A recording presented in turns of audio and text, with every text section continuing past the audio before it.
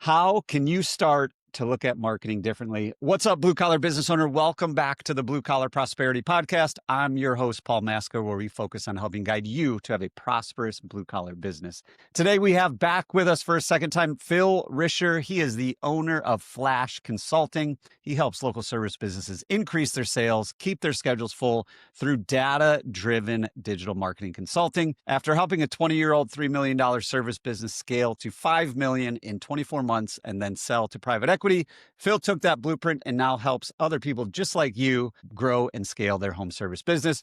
Phil's efforts in technology and small business have been featured on Jobber's Masters of Home Service podcast, Forbes, CNBC, Yahoo Finance, and the Wall Street Journal. So that is Phil Risher. Welcome back, Phil. What Yeah, is thanks, happening Paul. today? Thanks so much for having me, man. It's nice just catching up pre-show, so I appreciate you having me back on. Thank you. Yes, I am excited about this. For those of you that don't know Phil, Phil is probably one of my favorite marketing guys because, as we said in the intro, he does everything based on data and numbers instead of just doing what everybody else does. So I'm excited to kind of jump back into the conversation, see what's changed in the last year and a half since you're on the show, and then obviously give our listeners a whole bunch of tangible, actionable steps they can take to scale their business. For those of the listeners out there that haven't listened to the first episode that we did, Phil, back in 2024, give our listeners just kind of a quick rundown of, obviously you scaled that home service company, but give our listeners a little bit more insight into your journey to get to where you are today. Yeah, I came out of school. I was working at Enterprise Rent-A-Car in their management trainee program, and I learned how to run a local service business. So I became a branch manager. I got paid off the bottom line as a business owner would, and I was directly responsible for a $2 million local service business, 20 team members. Then I read Rich Dad, Poor Dad. He said, hey, you need to learn how to sell. So I went into the corporate enterprise and I learned how to sell, and I sold fleet management services to home service companies.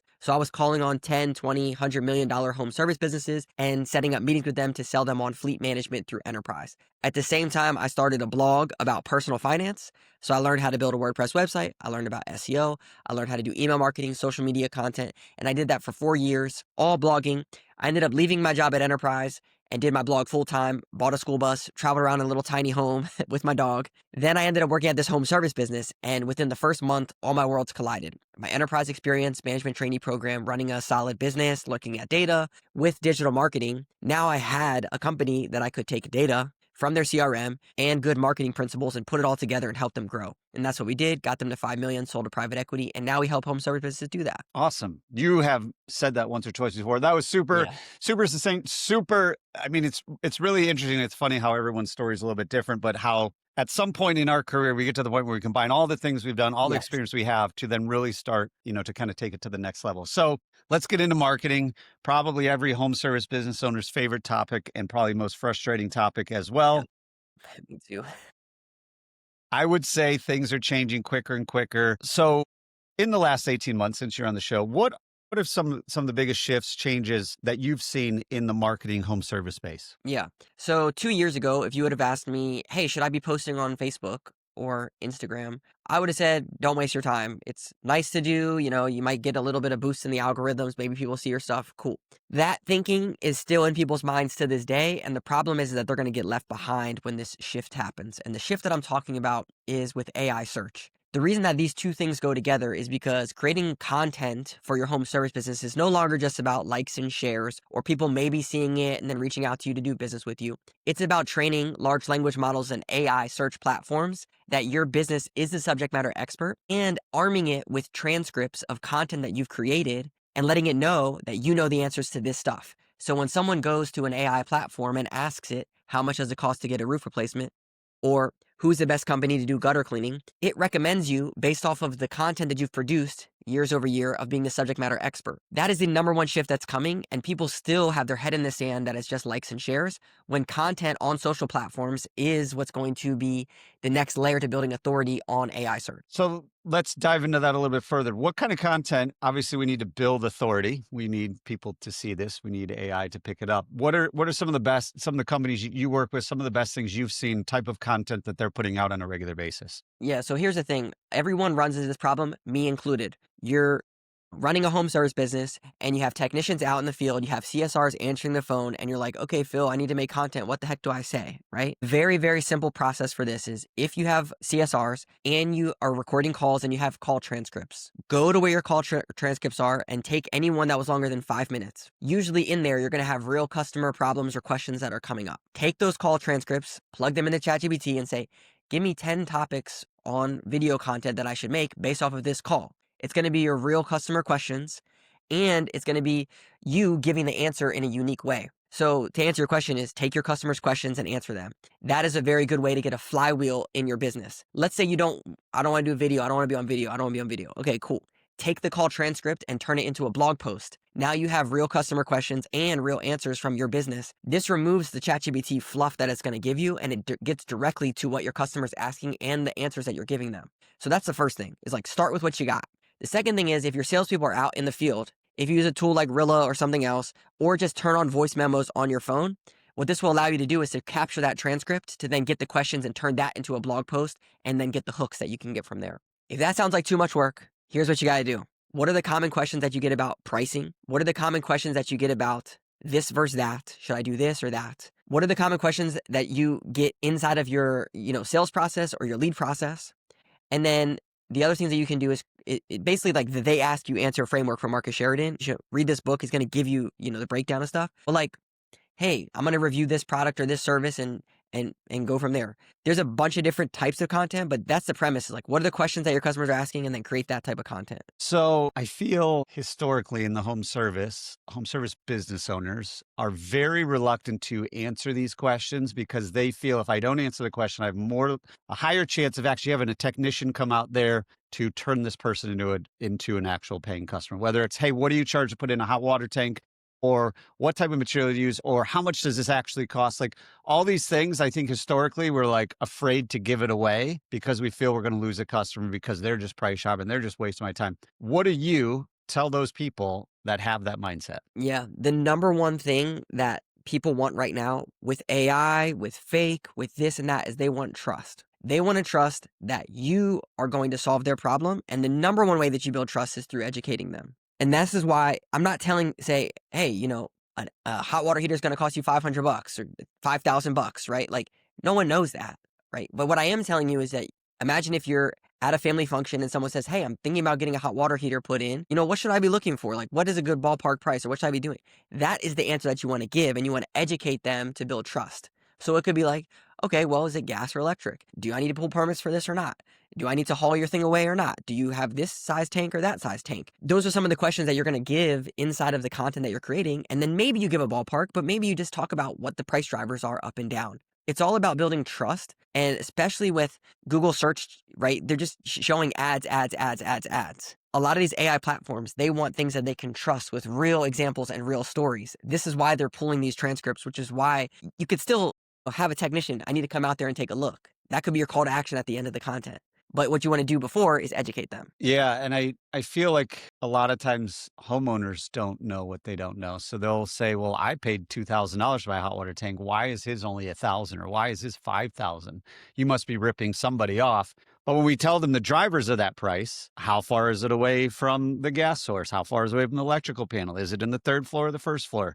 Like you said, all these things that go into the price, then all of a sudden it's like, oh, that makes sense. But when we withhold all that information, now they don't trust us and they might go somewhere else. So I'll give you an even better way to take this like to the next level. Okay. If you get price objections about your prices inside of your sales process, Paul, take the video that you just made and attach it with the estimate that you send over. You send the estimate and you educate them through this process. So there should be no price objection and you're standing out as a subject matter expert. So if you're getting price objections, the reason is because you haven't educated the customer enough to explain why the pricing is what it is. that is so true. Because at the end of the day, if we are priced too high, nobody will buy and we'll be out of business, right? Like there's a reason people charge what they need to charge. There's a reason private equity charges what they need to charge in order to deliver on all the things that they've put in place. It's not that they're just out there ripping people off. So I love that idea as well. Technology allows us to do these things so much more easily than they did 10 years ago. We can send them a video and walk them through the process and say, this is why it's this way. And the other companies probably aren't doing that. As we start to scale this business, obviously you went through a private equity exit. You also Several. help a lot. I'm 100% confident a lot of your clients have sold to private equity. What are some of the things that we are overlooking as business owners when it comes to selling our business, whether it's to private equity or not? But what are buyers actually looking for? Because I feel like we get so caught up in the numbers that we forget about sales and marketing. But what are some of the things that we need to do or need to have in place if we ever want to sell our business from a sales and marketing standpoint? Yeah, so I was at the home service business, took them 3 million to 5 million. I was the director of business development. Then private equity came knocking and a search fund came in. I literally was at the first lunch with the search fund guy and the business owner, and we're sitting there and I'm there, and the search fund guy says, okay, so how do you get new customers? And the owner looks over at me and says, can you tell him how we get new customers? So I'm breaking it down to him. Okay, well, once you get the lead, how you convert that through your sales process? The business owner says, can you explain what we do? And then he's like, how many people do we have in our database? And are you doing anything to retarget these people? What do you do? Those are the three things that they want to know. They want to know, how do you get new customers coming in the door? How do you convert them through your sales process from a lead to a sale? And how are you retargeting your past prospects and customers? The number one gold mine for private equity, and if you're not doing this as a home service business, I guarantee you're missing out on millions of dollars for your business. These private equity companies, they come in and they want to know how many service contracts you have and how many people you have in your database, because 9 times out of 10, home service businesses have not done a great job of retargeting or cross-selling services to these people. And they want to buy that database and cross-sell and retarget services because they know it's going to be an instant lift of 20, 30% bottom line just by doing that in the first year. So they want to know how you're going to get new customers, how you're going to convert them through your sales process, and how you're going to retarget. Love it. So let's go into all those. How do we get more customers? Obviously, everyone thinks there's a magic bullet out there of like, oh, they have this and we don't have access to that, or they can just spend more money on ads and they can outspend us. But what are some of the ways that you see working in 2025 to get new people to learn about us and either fill out the form or give it a call, even before we convert them? What's the first way to get those? What's some of the best ways to get those leads? Yeah, so the beauty of this, Alex Hormozy, No Strip Guy, if you like content, he has a great book on this. There are only 4 ways to get new customers for businesses. There is people that see free content. So what does this mean for your business? You can do SEO, you can do offsite SEO, onsite SEO, right? Get Google reviews, people see you. You can do service area pages on your website. You can post free content online, social media content like what I'm talking about, people find you. The second thing is you can run paid ads. And in my hierarchy, it's this: Google local service ads, Google search ads, Yelp, YouTube, Meta, mailers are way down. But that's the hierarchy that I would recommend. And the big thing with ads, I solved this in the home service business I was at, is if you do not have return on ad spend tracking, then you're just gambling. And when I'm talking about running ads, I'm talking about spent $2,000. I quoted $20,000 and I return on ad spend closed $10,000. So that's a 5x return. Let's do more of that. This is what we help our business owners do. But if you don't have that data, private equity is going to come in and get the data, and then they're just going to pull the lever that makes the most sense. The third thing that you can do is build B2B partnerships. B2B partnerships, this is like, cold outreach to people that can refer you business. B2B partnerships is, I'm an electrician and I need to partner with plumbing contractors, realtors, property managers, carpet cleaning companies that are going to refer me business. We help businesses do this. I think that this is a big gold mine, getting back to the good old shake hands, business partnership, local, a great opportunity. And then the fourth way is cold outreach, truly cold outreach, which in home service, we think about door knocking, but there's tools out there now where you can actually do cold outreach via text and email to specific people. So those are the only 4 ways: create free content, run ads, build partnerships and get referrals, or do cold outreach. Yeah, it's interesting to kind of look at those. When you simplify it, it really actually allows you to put a game plan in place of like, okay, how can we get more organic customers? How can we get better at our ads? So, well, first we have to track them, and then let's see what's converting. Where do we optimize all that? I would say B2B to me is probably one of the biggest gold mines outside of then once we get to retargeting. But B2B is every day our technicians are in people's homes and they're like, hey, Mr. Plumber, I'm also looking for an electrician. Do you know one? A lot of times they're like, no, my owner probably does, but I don't. Are we arming our technicians with the tools they need to answer the questions that the client has? Going back to what we said at the beginning, just answer the questions that our customers have. If you ask your technicians, what questions do you get all the time? Many times it's, hey, do you know a plumber? Hey, do you know an HVAC guy? Hey, do you know a roofer? Because they already trust you. Now, whoever's in your circle, they're going to trust as well. And then cold outreach as well. Like you said, there's a lot of different tools. Let's hit on that a little bit because I know there are some also legalities on what we can and can't do. But what are some of the cold outreach things? Because I feel probably a lot of home service business owners aren't doing this, that we can start to implement to drive new leads to our business. Okay, so from a digital marketing perspective, there's only one thing that I found, and I'm having this guy on my podcast, but I got connected with him, and it's a tool called Glass House. He's a guy named Jimmy. He's a good dude. Basically, what this is it's a tool where you can, uh, there's a manual way to do it and an automated way. I'm going to explain the manual way. You can go to a map. You can draw a circle around the map. You can filter out by number of rooms, year it was built, a couple other qualifiers. Then it will cold text those people and cold email those people personally and say, hey, I'm going to be in your area working on one of your neighbor's houses, wanted to see if I could stop by and do this. Cold, okay? And it takes care of all of the legalities of cold outreach and doing this and that, the song and dance, and it allows you to do this cold. You can also automate it inside of your CRM with, I got a job on the calendar, I got this on the books, let's do this cold. Think Send Jim with his radius bombs or something, but with text and email. It's wild. It's wild. And he just built this product last October, so not even a year old. There's not many companies that are doing this, but from a cold outreach perspective, our clients were saying, hey, let's set up meetings with them and then let's get this rolling because it's going to be, I think, pretty cool. Super cool. Love it. All right, we're moving on in the funnel. We've got a bunch of leads now. Now we're at, in my opinion, one of the places where millions of dollars go to die before we even retarget them is conversion, whether it's responding to web forms, whether it's actually booking the call or answering the phone or converting them out in the field. We need to get better at conversion. One of my favorite things about what you guys do at Phlash is before you go get more leads, you look at, does it even make sense to get more leads before we need to fix all these other things first. What are some of the biggest opportunities in converting a lead to a paying customer that home services we're missing right now? Yeah, so the number one thing that every single home service business can do right now is when someone fills out a form on your website, instantly text them and instantly email them. The reason this is so important is because homeowners are trying to solve problems on their home. They reach out to a business. They want to move the ball forward. And the way that they move it forward is by contacting that business. And then hopefully the business calls them or gets a hold of them and then they move the ball forward. You can instantly move the ball forward by asking them in a text message,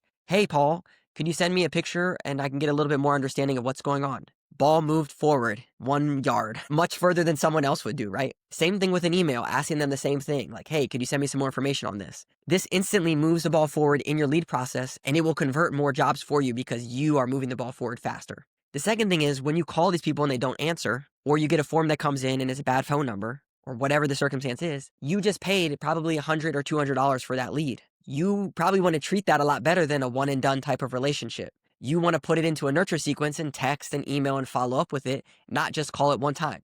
All these heartburns I faced at the home service business that I solved, which is why when we partner with companies like what you said, it's like, okay, a digital marketing company, right? I would call these digital marketing companies and say, hey, I'm slow. What should I do? And they would say, spend more on ads. Well, of course they'd say spend more on ads because they get a commission of whatever they spend. Well, what if you got the same amount of leads, but you fixed the holes in your bucket and you converted more jobs with the leads that you're already getting? This is why I'm so passionate about fixing the lead management system. The other system that you can implement is an estimate nurture sequence, which is you send out an estimate and you have some type of a rehashing program. Maybe it's on your salesperson to follow up with their own estimates. However, we all know that if they are doing their job, they're getting busy. If we're keeping them busy, they can't follow up on their estimates. This is why we need an estimate nurture sequence to get people to a sale.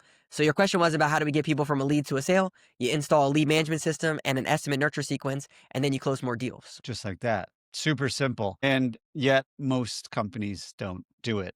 When not only the cost per lead, in my opinion, being a CFO, I also look at like, what's the value of that lead? Yes, we paid $200 for it, but when you guys start to do the math of what a lead is actually worth, and you'll probably realize it's worth, I don't know, $1,000, you'll probably start treating it differently. Because if I came and took $1,000 out of your pocket every time you didn't call back a lead or respond to the form they filled out or text them or do anything like that, you're going to be upset. So love the thought process behind that of just kind of compartmentalizing it. Hey, look at your lead management system. Okay, now we've got them and we're going to give them an estimate. Well, there's plenty of people, especially depending on your industry and the average ticket, that they're not going to decide right on the spot. Maybe they need to talk to their spouse, whatever it is, but let's stay top of mind with them. It's our job because they called us to solve a problem. And until they tell us they solved it, It's our job to continue to help them solve that problem. So we've done that. Now they're a paying customer. In my opinion, most business owners, once they get payment or even they just get it on the board, they're like, all right, on to the next one, on to the next one. Let's go get more leads, Phil. Let's go get more leads, Phil. You guys are big on retargeting. What is retargeting? Why are most people not doing it? And how can it be done successfully? Yeah, I'll give you one pro tip in between that. And this is specifically from a private equity company that they want to see this data. What I would recommend pulling out. So once you get through the sale is monthly. This is what we do. We'll pull out these 5 numbers. Leads year over year. So we know last year in January, we got 50 leads. This year we got 60 leads. So that's good. Then number of quotes. So how many quotes did we generate? How many jobs did we run? How many quotes did we close? And then number of new customers. Those 5 numbers year over year. This will allow you to figure out the issue in your business, right? Is it a leads issue or is it a sales issue? It's also going to allow you to know what your new customer acquisition cost is, your CAC. But more importantly, if you are thinking about selling your business, the private equity companies, these are the data that they want to know that they're going to pull out. If you're already doing this in your business, you're going to look like a rock star. Like they're going to say, oh my gosh, like you're looking at this stuff already year over year. So then it just becomes a numbers game. Okay, I want to grow 10% in my total revenue. That means I need to grow all these things at 10% or increase my average ticket, and you have all the data there. So before you move on to retargeting, you got to make sure you get the data out. And this is the last piece on this. You got to make sure that you take the data and you drive it back into your top end marketing lead funnel, like return on ad spend, SEO, B2B partnerships, because then you're going to know what to double down on. This is the biggest issue, is that people just try all these random things, but they don't have the data to support it. And then they're just floundering and it's just a flavor of the week. But if you have the data in a campaign summary report or something that's clean, this is the fight, all that. So, all right, retargeting. So everyone that comes through your funnel, they turn into a sale, or even if they don't, they're all sitting in your CRM. And we had plenty of instances, but one that comes top of mind, we have a company that does custom closets. And custom closets usually like a one and done type of thing, like a big project and then it's gone.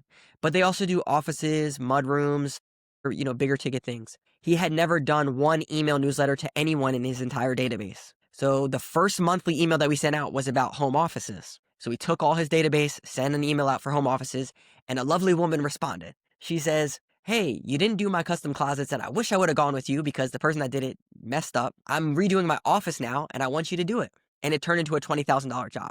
I'm sharing this because if you don't think that email marketing is real, or you're one and done, or you're not going to get big ticket jobs out of it, you will. Sometimes people go through your funnel and they phase out because it wasn't the right time. But now you're cross-selling them again and they come back into your funnel. So we have 2 types of emails that we do. One is an email newsletter. So every single month, we come up with a content calendar, January, February, March, every month. What should we be talking about? Email newsletter is a little bit like educating them, answering a frequently asked question, maybe sharing one of the videos, a customer testimonials, very high level stuff. Then we do promos. Promos would be like, hey, get $500 off a new hot water heater installation. That's a very promo driven email. And the way that we execute this game plan is this. We send an email like that. The subject line is very specific. $500 off hot water heater. We know that anyone that clicks on that email or to open it is going to be interested in whatever that topic is. They wouldn't open it if they weren't interested. So now we have a trigger that says interest. We take all of those opens and we send them a second email.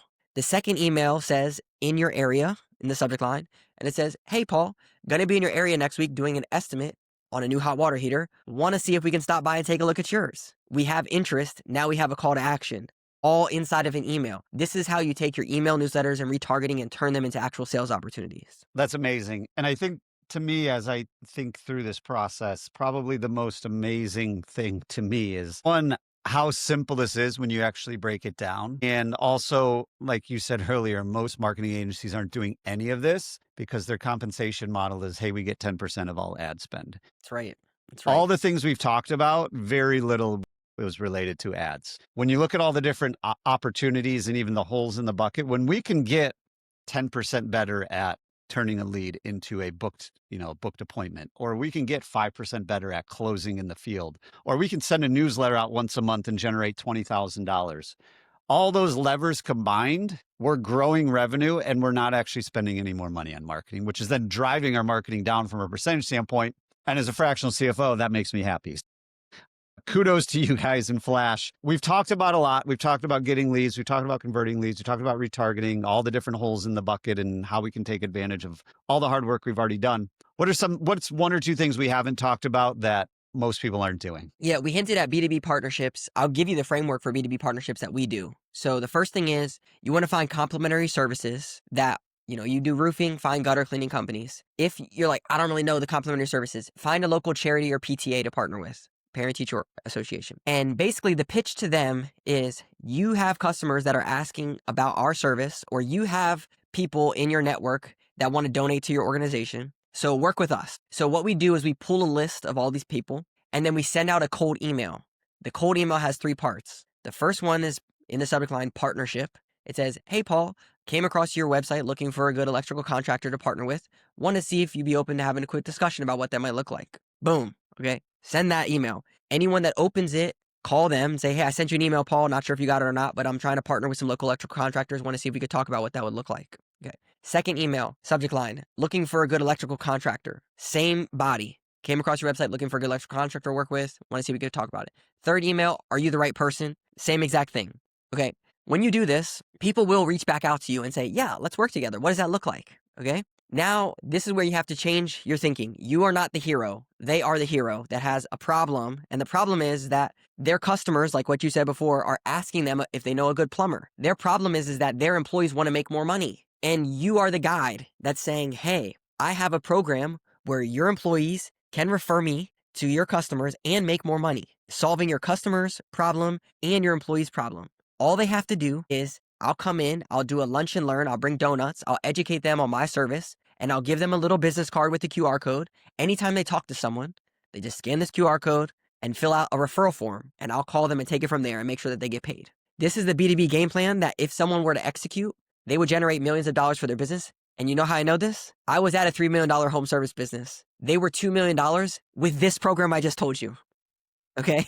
I know that it works because I was the one in charge of deploying it and executing. That's amazing. I think that's a great place to end. Normally I ask for one thing that our listeners could take action in the next 24 hours, but I think that's it. Even if the first step is just to create a list of complementary services, do your research, make sure they got the Google reviews you like, make sure that they have similar values and, similar type of company. But there's so many stones left unturned in the marketing sales world that our home service friends are not taking advantage of. Phil, that was amazing. Thanks again for coming on the show, sharing your journey and providing a whole bunch of actionable advice, wisdom, insight, especially when you've done it, it works. For all the blue collar business owners out there, as we continue on this journey to prosperity. Before we sign off though, where can our listeners go to reach out to you and learn more about what you guys do at Phlash? Yeah, if you're one of those home service businesses and you feel like every time I talk to my company, they're saying spend more on ads. Clearly, there's a bunch of other things to do. So you can reach out to us. We do these free audits. We get on a call. We walk you through our playbooks, what it looks like for your business. You can go to phlashconsulting.com, PHLASH consulting.com. Click discuss your business. If you're like, hey, Phil, you seem like a cool dude. I usually hang out LinkedIn, Instagram. We connect there. It's Phil Risher. I'm just happy to be a resource. Awesome. And something that I learned from Phil that we'll leave you guys on is Phil gives away all the recipes. If you want to do the baking yourself, you can, or if you want them to do the baking for you, they'll do it as well. Phil Risher, thank you again, guys. Phlash Consulting is with a PH, LASH consulting.com. Phil, thanks again for coming on the show today. Yeah, Paul, thanks for having me.